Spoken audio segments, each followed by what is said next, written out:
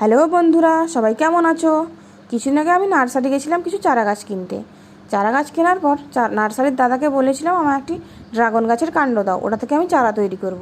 প্রথমে দোমানামানি করলেও পরে একটি ড্রাগন গাছের কাণ্ড কেটে দিয়েছিল। তারপর ওটাকে আমি বাড়িতে এনে ভালোভাবে বালিতে বসিয়েছিলাম। এবার এটা দেখছো তোমরা তার 1 মাস পরের রেজাল্ট।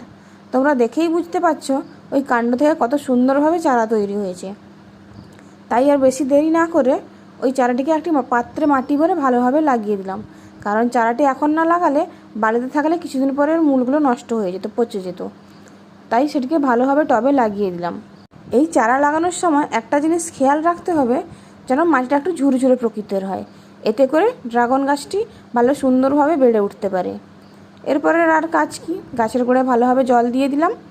যদি ভিডিওটি ভালো লেগে থাকে তাহলে লাইক, কমেন্ট আর শেয়ার করো। আর এরকম আরও ভিডিও পেতে আমার চ্যানেলটি সাবস্ক্রাইব করো। Thank you.